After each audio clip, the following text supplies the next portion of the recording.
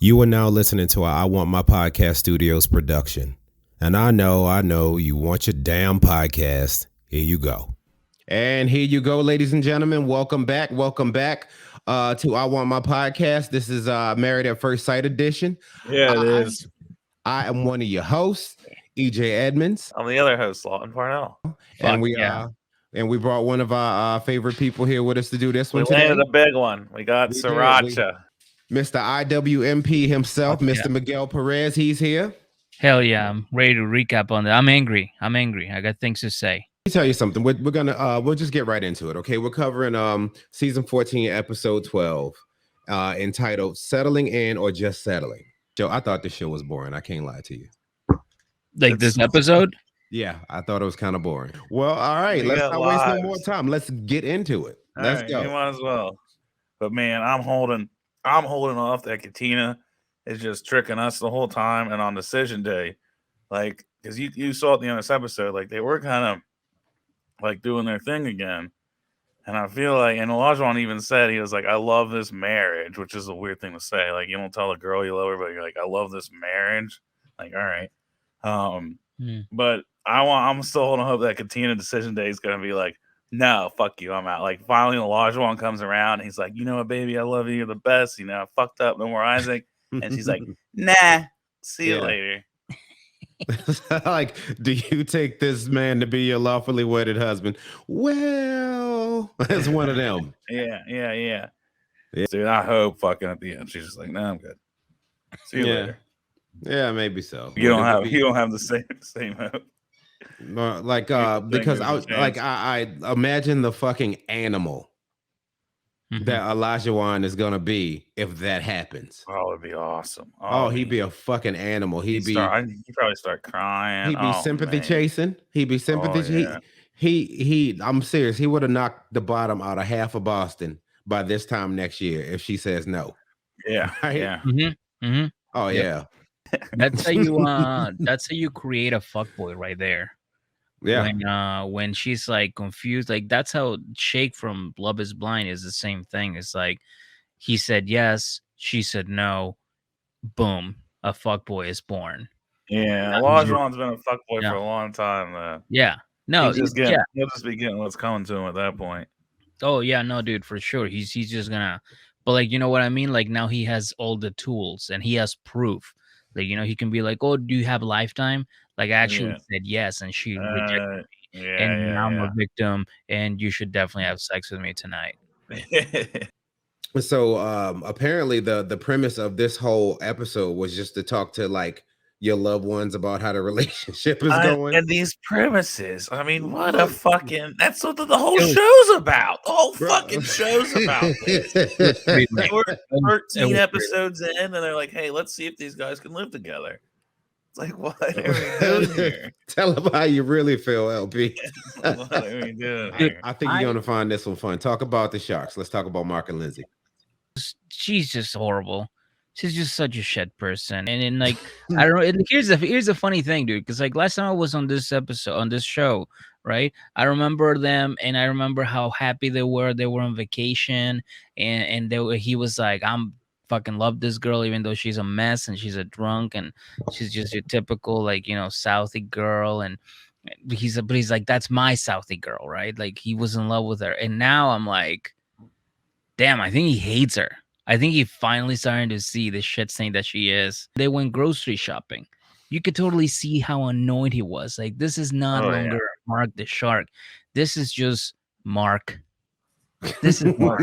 Shop. It's just Mark. It's just fucking Mark. When you walk into the bar and your boys see you and they're like, dude, there goes Mark the Shark. Yeah. Now it's just like, hey, Mark. Hey, Mark, how are you, buddy? They're calling buddy now. Dude, yeah. It's over for him, dude. Mark comes home. The cats are wearing shark outfits. Once he goes, hey, I got a surprise. I'm getting pictures taken of it. All right, cool, Mark's whatever. Then it goes, let's sit down and have some drinks first, as Lindsay's known for. She's just a fucking drunk. And then she starts yelling at Mark, and then leaves. The poor little camera lady comes in the middle of a fucking fight. Yeah, Mark put on a game face. He's like, "Take the fucking pictures." I'll smile. Once Did you see she grabbed her jacket? She left there looking like Elsa was down on her luck. She looked wasted. Yeah. Like Elsa took a wrong turn in life. She ended up wandering the streets of Boston in some Adidas slides, right? Yeah. That's all it was. And after she packed her bag, she went into that outside of the kitchen. They had the little fight. And then she's like, I just feel like you feel like I feel like I don't want to do this photo shoot. Yeah. And he's like, the lady's here. Let's fucking do it. Let's just not waste any more time. I think you want me to take it, but I don't want to take any pictures with you. And he's like, well, listen, I don't give a fuck. She's here. Let's just do it. Yeah. She's like, well, if you want me to take them, I guess I'll do it. Right. She was so pumped about that fucking photo shoot. Oh, she would. Yeah. And this was all her idea. Too. Like, where the fuck you even find shark costumes for cats? That shit was order. You ordered that. You pre-ordered that. Yeah. The photographer lady in there with that heavy ass camera, she walks in and goes right in her room like, hello. Well, I'm not sure why you're here, but thank you for coming. I'm going in my room because he's an asshole and he has little balls, right? Yeah. And the lady was just like, did you hire me? I didn't talk to him. I just got off the phone with you. Yeah. You called me. You told me to be. He just opened the door for me. That's it. What the fuck's wrong with you? I like how Lindsay's got to eat healthy and take all these clean products or whatever. And then she goes home and fucking gets shit faced every night. What are you talking about, woman? Like, fuck your fruit. You're going to go home and drink 2 bottles of wine tonight and yell at me all night. I don't give a shit. I feel bad because you see Mark, you're right. He's not Mark the Shark anymore. He's like, she's clipping his fins. Like he's not like you see him dying inside every episode. Yeah. All right. Let's go on to the next one. Who we got next, Mig? Noi and Steve. Talk about a broken record with these two. Yeah. Same shit every fucking week. Every week. But we did find out that Steve said he had a lot of savings stacked up. How much do you think he saved? Like, how much? I don't know. Enough where he could take like a year off from where I'm in a lot.